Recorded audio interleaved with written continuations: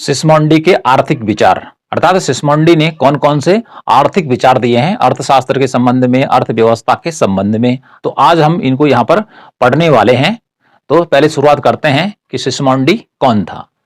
तो जो सिस्मोंडी था उसका जो पूरा नाम था जीन चार्ल्स लियोनार्ड सिस्मोंडी, ये उसका पूरा नाम था। संक्षेप में उसको हम सिस्मोंडी के नाम से जानते हैं। इसका जो जन्म हुआ था वो 1773 में 1773 में जिनेवा स्विट्जरलैंड में हुआ था। अर्थात इसका जन्म स्विट्जरलैंड के जिनेवा शहर में हुआ था। और इसने एक बहुत ही फेमस बुक लिखी है जिसका नाम है new principles of political economy. New principles of political economy. तो इसमें पॉलिटिकल इकोनॉमी, क्योंकि उस समय जो अर्थशास्त्र था वह पढ़ाया जाता था किसके अंतर्गत या किसके साथ, राजनीति विज्ञान के साथ। इसलिए अधिकांश जो किताबें हैं पुराने जो इकोनॉमिस्ट हैं उसमें जरूर आता है कि पॉलिटिकल इकोनॉमी। तो पॉलिटिकल के साथ ही अर्थात राजनीति विज्ञान के साथ ही अर्थशास्त्र पढ़ाया जाता था। तो ये तो उसका संक्षिप्त क्या हो गया, सॉल्ट हो गया उसका जीवन परिचय। अब बात करते हैं कि उसने कौन कौन से आर्थिक विचार दिए। तो उसने जो आर्थिक विचार दिए हैं, आज हम यहां पर 3 आर्थिक विचार उसके पढ़ने वाले हैं। ओनली 3 इकोनॉमिक थॉट्स ऑफ सिस्मोंडी यहां पर डिस्कस करेंगे। पहला है अर्थशास्त्र का क्षेत्र एवं उद्देश्य। अर्थशास्त्र का क्षेत्र एवं उद्देश्य। तो जो सिस्मोंडी था, जो क्लासिकल इकोनॉमिस्ट हुए थे जिन्हें प्रतिष्ठित अर्थशास्त्री कहते हैं, एडम स्मिथ, जे.एस. मिल, तो उसने इनके आर्थिक जो विचार थे, जो इन्होंने अर्थशास्त्र की परिभाषा दी, ठीक है, जितने भी इन्होंने अर्थशास्त्र के संबंध में अपने विचार दिए, इसने उनकी आलोचना की, उसकी आलोचना की और फिर उसी के अगेंस्ट अपना विचार दिया। किसने? सिस्मोंडी ने। तो अर्थशास्त्र का क्षेत्र एवं उद्देश्य के बारे में उसने क्या कहा? उसने कहा कि अर्थशास्त्र का मुख्य क्षेत्र मनुष्य और उसका भौतिक कल्याण है। अर्थात अर्थशास्त्र विषय का जो क्षेत्र है, जिस क्षेत्र में उसने काम करना है, जो उसका मकसद है, वह है मनुष्य का भौतिक कल्याण करना। अर्थात मनुष्य को वो सुविधाएं प्राप्त होनी चाहिए जिससे कि उसका जीवन अच्छा हो, वो अच्छा खा सके, अच्छा पहन सके, ठीक है, अच्छी जिंदगी जी सके, न कि धन। ठीक है जी। अर्थशास्त्र का जो उसने क्षेत्र बताया, उसने कहा कि अर्थशास्त्र का जो क्षेत्र है वो मनुष्य और उसका भौतिक कल्याण है। ठीक है जी, मनुष्य और उसका भौतिक कल्याण, न कि धन का।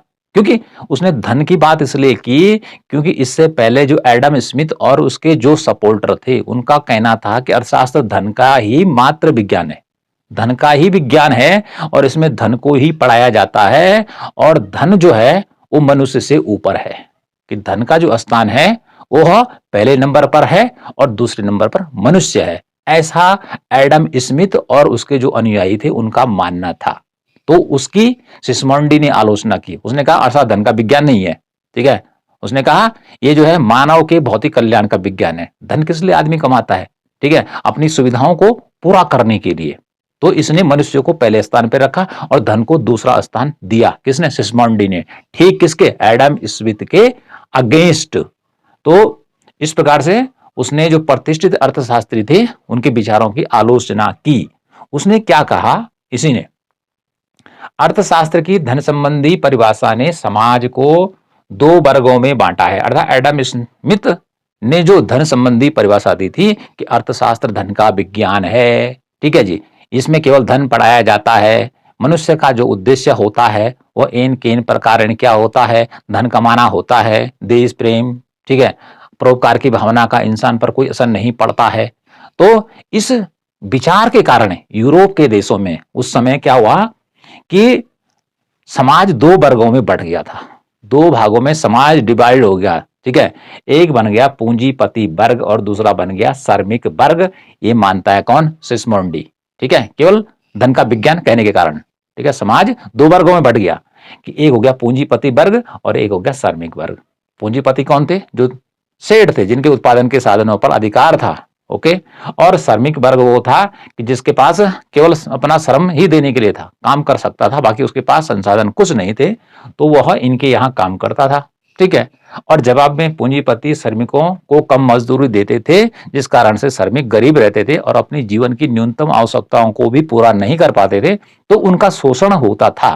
तो इस प्रकार से सिस्मोंडी ने ये कहा कि जो आर्थिक विचार प्रतिष्ठित अर्थशास्त्रियों ने दिए हैं, उससे समाज दो वर्गों में बटा और श्रमिक वर्ग का शोषण पूंजीपति वर्ग ने किया, जो कि ठीक नहीं है। ओके, तो उसने एडम स्मिथ की परिभाषाओं को क्या गलत बता दिया, क्या बता दिया, गलत बता दिया, और अपने विचार यहां रखे कि समाज में क्या होना चाहिए, धन के उचित वितरण से मानव कल्याण प्राप्त हो सकता है। ठीक है जी, क्योंकि जो एडम स्मिथ था तो उसके कारण से तो समाज दो वर्गों में बढ़ गया था। धन का वितरण क्या हो गया था, पूंजीपतियों के पास बहुत हो गया था, अर्थात बहुत पैसा इनके पास था, और इधर श्रमिक के पास बहुत ही कम था। तो समाज में यदि समानता लानी है, ठीक है जी, विषमता जिसे आर्थिक विषमता वर्तमान में कहते हैं, तो गरीबी अमीरी के बीच की खाई को कम करना है तो क्या करना पड़ेगा। इसके संबंध में सिस्मोंडी ने कहा, समाज में धन के उचित वितरण से मानव कल्याण प्राप्त हो सकता है, मानव की भलाई हो सकती है। ठीक है, मानव की भलाई हो सकती है। जब कोई सबके पास मनी आएगी, धन आएगा, तो इससे वे अपनी आवश्यकताओं की पूर्ति कर सकते हैं। लेकिन जब धन संबंधी परिभाषा ने क्या कहा कि पूंजीपति वर्ग और श्रमिक वर्ग को दो भागों में बांटने का काम किया, तो एक वर्ग बहुत अमीर हो गया और एक वर्ग बहुत गरीब हो गया, तो इससे समाज में विसंगति आ गई, और इस विसंगति का अंत करना है तो समाज में धन का वितरण उचित होना चाहिए। ठीक है जी, आगे देखिए, जो प्रतिष्ठित अर्थशास्त्री थे वो अर्थशास्त्र को केवल विज्ञान मानते थे। क्या मानते थे, विज्ञान मानते थे। लेकिन जो ये सिस्मोंडी हुआ, इसने अर्थशास्त्र को विज्ञान और कला दोनों कहा, अर्थात दोनों माना है। कला क्या होती है, मतलब कला होती है किसी भी चीज को प्राप्त करने की विधि, तरीका, कि जिससे हम किसी चीज को आसानी से कर सकते हैं, उसे कला कहते हैं। तो इसने विज्ञान और कला दोनों क्या है, अर्थशास्त्र को माना और कहा कि अन्य समस्याओं की तुलना में धन के उत्पादन वितरण की समस्या के निदान हेतु सरकारी हस्तक्षेप जरूरी है। अब देखिए, इसने कहा कि यदि समाज में क्या करना चाहते हैं, धन का जो उत्पादन हो रहा है, ठीक है, वस्तुओं और सेवाओं का जो उत्पादन हो रहा है और उसका वितरण भी जो समस्या आ रही है, समस्या क्यों आ रही थी कि पूंजीपति वर्ग अधिकांश का स्वामी था। तो इसने कहा, सिस्मोंडी ने, यदि उत्पादन और वितरण को क्या करना है, समाज में बराबर बांटना है, तो भाई ऐसा काम केवल सरकारी कर सकती है। कौन कर सकती है, सरकार ही कर सकती है, प्राइवेट सेक्टर नहीं कर सकता है, क्योंकि प्राइवेट सेक्टर में पूंजीपति आते हैं, कैपिटलिस्ट आते हैं, और ये केवल अपना ही भला देखते हैं। तो इसलिए मानव या समाज का जो कल्याण है वो केवल सरकारी हस्तक्षेप से हो सकता है, जबकि उत्पादन और वितरण पर सरकार का नियंत्रण हो। तो इस प्रकार से अर्थशास्त्र का क्षेत्र और उद्देश्य उसने बताया, किसने, सिस्मोंडी ने। दूसरा विचार देखिए उसका क्या है, अर्थशास्त्र की अध्ययन प्रणाली। इसका मीनिंग हुआ कि अर्थशास्त्र को किस विधि से पढ़ाया जाए, किस तरीके से पढ़ाया जाए। तो जो प्रतिष्ठित अर्थशास्त्री थे एडम स्मिथ और उसके जो अनुयायी थे, वह अर्थशास्त्र को जो पढ़ाने की विधि का इस्तेमाल करते थे, उसका नाम था निगमन प्रणाली। क्या था उसका नाम, निगमन प्रणाली, जो क्या मानती थी, सामान्य से विशिष्ट की ओर चलने की प्रवृत्ति बतलाती है। ठीक है जी, अमूर्त से मूर्त भी कहते हैं इसको।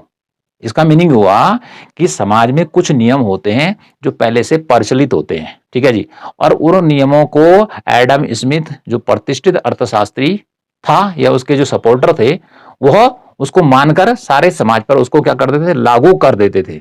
जैसे क्या था कि पूर्ति अपनी मांग स्वयं पैदा करती है। अर्थव्यवस्था में हमेशा रोजगार पाया जाता है, ठीक है, उन्होंने कुछ व्यक्तियों को देखा और सारे समाज पर लागू कर दिया।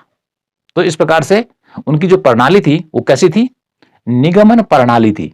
ठीक है, अब जैसे मैं आपको पढ़ा रहा हूं इस समय, तो ये भी निगमन प्रणाली ही है, निगमन विधि से पढ़ा रहा हूं, क्योंकि मैं पढ़ा रहा हूं, मैं सक्रिय हूं। ठीक है जी, और आप क्या है, निष्क्रिय हैं, तो मेरा रोल ज्यादा है। यदि मैं इसी काम को आपको दे दूं, ठीक है जी, आपने क्या करना है, इसके विचारों को एकत्र करना है, फिर उनको पढ़ना है, उनके नोट्स बनाने हैं, तो फिर जाके आप सक्रिय हो पाएंगे। तो कुल मिलाकर जो प्रतिष्ठित अर्थशास्त्री थे उन्होंने अध्ययन अर्थशास्त्र का अध्ययन जो किया वह निगमन प्रणाली से किया, और ये ठीक इसने इसका उल्टा किया। इसने अर्थशास्त्र की अध्ययन के लिए जो प्रणाली या तरीका अपनाया वो था आगमन प्रणाली। ठीक है, क्या प्रणाली थी इसकी? आगमन प्रणाली। आगमन प्रणाली जो है ये प्रयोगात्मक विधि भी होती है, प्रयोगात्मक विधि होती है। जैसे हमने कहा भाई सीमांत उपयोगिता ह्रास नियम क्या बतलाता है कि जैसे जैसे कोई व्यक्ति किसी वस्तु की एक से अधिक इकाइयों का उपभोग करता है तो उसकी उपयोगिता घटते क्रम में प्राप्त होती है। ये तो सामान्य नियम हो गया, ठीक है जी, ये दुनिया में सब पे लागू हमने कह दिया। लेकिन हम इसको दूसरे ढंग से क्या करें कि जाओ पता करो समाज में, ठीक है, कि क्या ये सत्य होता है कि नहीं होता है। तो इसके लिए लोगों के साथ बैठना पड़ेगा, उनके साथ टेस्ट करना पड़ेगा, परीक्षण करना पड़ेगा, तब जाके उत्तर प्राप्त होगा। तो जो आगमन प्रणाली है ये क्या करती है? मूर्त से अमूर्त की ओर चलती है। ठीक है जी, मूर्त से अमूर्त की ओर चलती है, या हम कह सकते हैं यह विशिष्ट से सामान्य की ओर चलती है। ठीक है जी, तो इसके लिए इसने क्या बोला, यहां देखिए, विज्ञान के अनुभव, इतिहास तथा परीक्षण पर आधारित विधि होती है कौन? आगमन प्रणाली। अर्थात आगमन प्रणाली क्या बतलाती है कि यदि हमने इतिहास को नहीं समझा, किसी देश की, प्रत्येक देश की आर्थिक कंडीशन अलग अलग होती है, तो उसकी इतिहास की घटनाओं को समझना बहुत जरूरी है। ठीक है, वो ये मिलेगा या अनुभवों से हमें इसे समझना पड़ेगा। फिर उसका क्या करना पड़ेगा? परीक्षण करना पड़ेगा, टेस्ट करना पड़ेगा कि जो नियम समाज में चल रहे हैं वो सही है कि नहीं है। अंत में निष्कर्ष निकलेगा फाइनली। ठीक है जी, तो इस प्रकार से आगमन प्रणाली का इस्तेमाल किया किसने? सिस्मोंडी ने। और उसने बताया कि जो आगमन प्रणाली है वो क्या होती है? विज्ञान के अनुभव पर आधारित होती है, इतिहास के अनुभव पर आधारित होती है और परीक्षण पर आधारित होती है, केवल सैद्धांतिक नहीं होती है। तो इस प्रकार से आगे देखिए, इसमें क्या कहा उसने? मानव समाज का विस्तृत अध्ययन करना, यानी कि जो हमारी आगमन प्रणाली है ये क्या बतलाती है कि समाज का पहले विस्तृत अध्ययन करना है। ठीक है जी, पहले विस्तृत अध्ययन करना है, उसके बाद नियम बनाना है। न कि पहले नियम बना दिया और उसके बाद उसका परीक्षण कर रहे हैं, नहीं, पहले क्या करो? परीक्षण करो और उसके बाद नियम बनाओ। तो मानव समाज का विस्तृत अध्ययन करना जिस परिवेश में वह रहता है, यानी कि यदि आप क्या करना चाहते हैं, अर्थशास्त्र का डिटेल में अध्ययन करना चाहते हैं, तो प्रत्येक मानव किस परिवेश में रहता है, क्या व्यवसाय करता है, इस चीज को समझना क्या जरूरी है। चलो आज एक हम बात और कर लेते हैं निगमन प्रणाली की। तो निगमन प्रणाली क्या मानकर चलती है? जैसे मनुष्य मान लेते हैं कि जो मनुष्य पैदा होता है वो मरता भी है, ये क्या है? सत्य है। ठीक है जी, ये क्या है? सत्य है। अब किसी व्यक्ति को पकड़ा हमने, कहा इसका नाम क्या है? उन्होंने कहा इसका नाम एक्स है। तो एक्स क्या है? मरणशील है, क्योंकि मानव के बारे में पहले कथन आ चुका है या मनुष्य के बारे में कथन आ चुका है कि जो पैदा होता है वो मरता भी है। ठीक है जी, तो ये नियम क्या है? सत्य हो गया, सब पे लागू हो गया। तो ये है निगमन प्रणाली का उदाहरण। किसका उदाहरण है? निगमन प्रणाली का उदाहरण है, क्योंकि ये सत्य बात है। ठीक है जी, पत्थर को ऊपर डालेंगे तो नीचे आएगा। ठीक है, तो यहाँ पे देखा हमने, ठीक है जी, कुछ जगहों पे देखा कोई ऊपर डाला नीचे आ गया, तो मान लिया कि ये ऐसा ही होता है और सब जगह इसको फिट कर दिया। लेकिन आगमन प्रणाली में यदि पत्थर ऊपर डाला जाता है नीचे आता है तो ठीक है, पहले इसको टेस्ट किया जाएगा, हर जगह इसका परीक्षण होगा कि ऐसा क्यों होता है, मतलब कारण ढूंढा जाएगा। ओके, और तब उसके बाद नियम बनाया जाएगा बाद में। ठीक है, न कि ये मान के चलेंगे कि ऊपर जाता है तो नीचे ही आता है। तो इस प्रकार से आगमन प्रणाली क्या होती है? टेस्ट पर आधारित होती है, परीक्षण पर आधारित होती है और उसके बाद वह किसी नतीजे पर पहुंचती है। ओके, तो इस प्रकार से ये दूसरा हो गया कि उसने आगमन प्रणाली का क्या किया है? प्रयोग किया है, और इसी को कहते हैं ऐतिहासिक विधि। ठीक है जी, और इसी ने अर्थात इसी के विचार से आर्थिक विचारों के इतिहास में एक संप्रदाय अर्थात एक अर्थशास्त्रियों का वर्ग पैदा हुआ, वह कहलाया ऐतिहासिक संप्रदाय। उसकी भी हम कभी चर्चा करेंगे। तीसरा विचार आता है उसका अधिक उत्पादन का सिद्धांत, ओवर प्रोडक्शन का। ठीक है, थ्योरी ऑफ ओवर प्रोडक्शन। क्योंकि जो प्रतिष्ठित अर्थशास्त्री थे, यहां पे नाम लिखे मेरे, एडम स्मिथ हो गया, रिकार्डो हो गया और जेबी से, इनका क्या मानना था कि अर्थव्यवस्था में अधिक उत्पादन नहीं होता है। ज्यादा उत्पादन नहीं होता है, उतना ही उत्पादन होता है जितना समाज में क्या होती है, मांग होती है। किस संदर्भ में कहा था, इन्होंने कहा था कि अर्थव्यवस्था में कभी बेरोजगारी नहीं पाई जाती है। ठीक है, बेरोजगारी उत्पन्न होती है तो अपने आप ठीक हो जाती है। तो उन्होंने किस आधार पर कहा था कि से का जो कथन था कि पूर्ति अपनी मांग स्वयं पैदा करती है। ठीक है, पूर्ति अपनी मांग स्वयं पैदा करती है। ठीक है, और जिस कारण से क्या होता है, अधिक उत्पादन अर्थव्यवस्था में नहीं होता है, जितना होता है सब बिक जाता है। लेकिन इसका उल्टा सिस्मोंडी ने कहा, उसने कहा कि अधिक उत्पादन संभव है। जो आप कह रहे हैं कि नहीं है, उसने कहा कि व्यावहारिक दृष्टि से, प्रैक्टिकली रूप से यदि अर्थव्यवस्था में देखें तो पूर्ति और मांग हमेशा बराबर नहीं होती हैं, इसलिए अधिक उत्पादन क्या है, संभव है। ठीक है जी, ओवर प्रोडक्शन अर्थव्यवस्था में हो जाता है। क्यों होता है, देखिए उसने कहा पूर्ति में वृद्धि करना सरल है, यानी कि सप्लाई को हम आसानी से बढ़ा सकते हैं। सप्लाई को हम क्या कर सकते हैं, बढ़ा सकते हैं आसानी से। लेकिन यहीं पर जो प्रतिष्ठित अर्थशास्त्री थे, इनका विचार भी जान लेते हैं। इन्होंने कहा कि जब उत्पादन ज्यादा हो जाता है अर्थव्यवस्था में तो फिर कीमतें गिरने लगती हैं। कीमतें गिरने लगती हैं, मजदूरों की जो मजदूरी है वो घटने लगती है। और ऐसी स्थिति में जो उत्पादन के साधन हैं या जो मशीनें लगी हैं उनको एक जगह से हटाकर, था उत्पादन जहां डिमांड कम हो गई वहां से हटाकर दूसरी जगह लगा लो। ठीक है जी, तो पूर्ति जो है मांग के बराबर हो जाएगी। ऐसा किसने कहा, ऐसा कहा प्रतिष्ठित अर्थशास्त्रियों ने। लेकिन इसने कहा ऐसा नहीं होता है। उसने कहा कि जो पूंजी और जो हमारा श्रम है, ठीक है, पूंजी और श्रम है वो कम गतिशील है। इसको हम आसानी से एक जगह से शिफ्ट करके दूसरी जगह शिफ्ट नहीं कर सकते हैं कि यहां उत्पादन कम हुआ और इस एक मशीन को हटाकर दूसरी जगह लगा दिया, और एक फैक्ट्री में जो वर्कर लगे हैं उनको हटाकर दूसरी जगह लगा दिया। अब उसने कहा कैसा, कि माना कि प्रिंटिंग मशीन है जो क्या करती है, छापने का काम करती है। ठीक है, बुक को प्रिंट करने का काम करती है। ठीक है जी, और प्रिंटिंग मशीन की जो बुक्स हैं, जो जो सामान उससे प्रिंट हो रहे थे, उनकी क्या होती है, मांग कम हो जाती है अर्थव्यवस्था में। ठीक है जी, मांग कम हो जाती है तो उनको हटाकर हम दूसरे व्यवसाय में नहीं लगा सकते हैं। जैसे उनको हम ऐसा नहीं कर सकते हैं कि उनको हमने दे दिया क्या, हथकरघा उद्योग में काम दे दिया कि आप यहां कपड़ा बुनेंगे। अब जो व्यक्ति पहले से प्रिंटिंग मशीन में काम कर रहा था, हथकरघा जो मशीन है या कपड़ा बुनने की जो मशीन है वो कैसे काम करती है इसके बारे में तो उसको जानकारी है ही नहीं। ठीक है, और प्रिंटिंग मशीन को हटाकर ऐसा ऐसा तो नहीं है कि उधर डिमांड बढ़ गई किसकी, कपड़ा की, और वहां कपड़ा बुनने प्रिंटिंग मशीन लगी। अर्थात जो मशीन जिस लिए बनी है वही काम करेगी। ठीक है, और जब उसके पास काम नहीं रहेगा तो क्या होगा, वो तो वैसे फालतू बेकार रह जाएगी ना।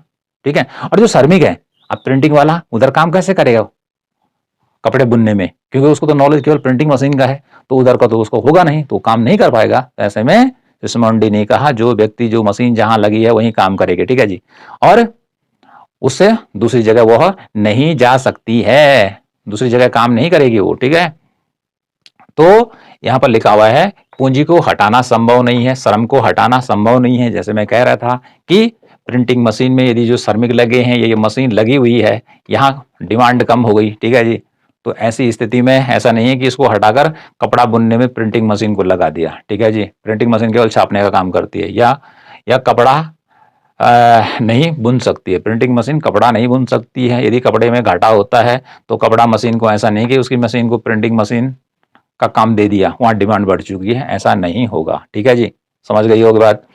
और आगे कहा सिस्मोंडी जी ने कि दीर्घ काल में पूर्ति मांग के बराबर हो सकती है। दीर्घ काल की बात की उसने, शॉर्ट रन में नहीं होने वाला, दीर्घ काल में पूर्ति मांग के बराबर हो सकती है। ठीक है जी, दीर्घ काल में मांग के बराबर हो सकती है, लेकिन अल्पकाल में जो इतने उत्पादन के साधन बेकार पड़ गए तो इससे देश में क्या होगा, बेरोजगारी फैलेगी। ठीक है, बेरोजगारी फैलेगी, आर्थिक संकट पैदा होगा, जिससे इंसान को भयंकर दुखों का सामना करना पड़ेगा।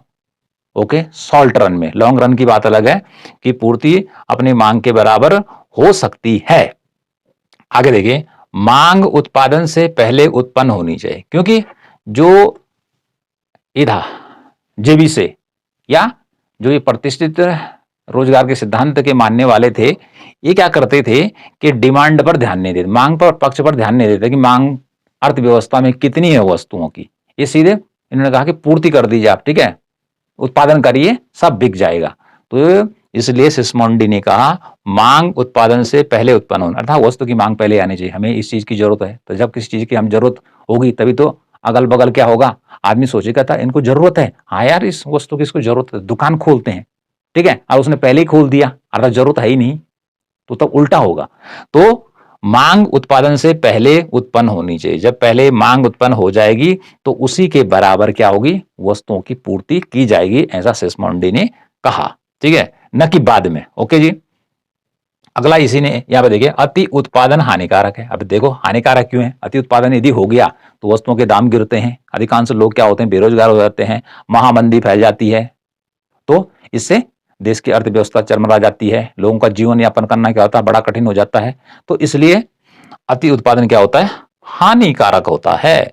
और यदि इसको रोकना है, ठीक है जी, यदि अति उत्पादन को रोकना है, बेरोजगारी को रोकना है, तो उसने कहा सरकारी हस्तक्षेप जरूरी है, गवर्नमेंट का जो है इंटरफियर इसमें जरूरी है। गवर्नमेंट ही क्या कर सकती है, या सरकार ही क्या कर सकती है कि जो मांग और पूर्ति के बीच जो क्या हो रहा है, असंतुलन पैदा हो रहा है, जिससे बड़ी बेरोजगारी फैल रही है और महामंदी का खतरा रहता है, तो इसको दूर करने का काम ही सरकार कर सकती है। क्योंकि जो व्यवस्था प्रतिष्ठित अर्थशास्त्री बतला रहे हैं, ये तो केवल समाज को दो वर्गों में बांटते हैं, एक है पूंजीपति वर्ग और एक है श्रमिक वर्ग। और पूंजीपति वर्ग तो क्या करेगा, हमेशा श्रमिकों का शोषण करता ही रहेगा, ठीक है जी, और अधिकांश फायदा लेता रहेगा। तो इसलिए बेरोजगारी से भी निजात पाना है, demand is equal to supply करना है, तो सरकार का हस्तक्षेप जरूरी है, ठीक है जी। गवर्नमेंट इंटरफेयर करे कि आपको कितना प्रोडक्शन करना है और कितना नहीं करना है। तो इसके अलावा उसने कहा कि अधिक उत्पादन कब हो सकता है, अधिक उत्पादन कब हो सकता है, उसने कहा कि यदि क्या होता है, वार्षिक उत्पादन, माना कि वार्षिक उत्पादन में लेता हूं 1990, ठीक है जी, उत्पादन में 1990 का लेते हैं, इसमें क्या होता है, आय जो होती है वो आय होती है 100 रुपये की, ठीक है जी, आय होती है 100 रुपये की, और जो उत्पादन होता है वो 1000 का होता है, ठीक है। मान लीजिए उत्पादन होता है कितने का, 1000 रुपए का, लेकिन लोग उस साल पैसा कितना कमाते हैं, 100 रुपया, तो ये कितना माल खरीद पाएंगे, 100 रुपए का माल तो खरीद पाएंगे, बाकी माल क्या रहेगा, शेष रहेगा, बैलेंस रहेगा, तो यह अति उत्पादन कहलाएगा, ठीक है जी। तो 100 रुपए में कितना माल खरीद दिया इन्होंने, ठीक है, मान लीजिए कि इन्होंने 100 रुपए का माल खरीद दिया, तो कितना, 900 का माल तो बाजार में क्या है, ज्यादा है, तो इससे अति उत्पादन हो जाएगा। ओके, इस प्रकार से एक ही वर्ष की बात की उसने कि उत्पादन यदि क्या हो, ज्यादा हो और आय लोगों की कम हो, अर्थात लोगों को जॉब कम मिले, लोगों के पास पैसा कमाए, तो उत्पादन आगे रहेगा और आय पीछे रहेगी, तो इतनी आय से इतना थोड़ी खरीदा जाएगा, तो इन दोनों का अंतर निकाल देंगे तो उतना क्या होगा, अति उत्पादन होगा।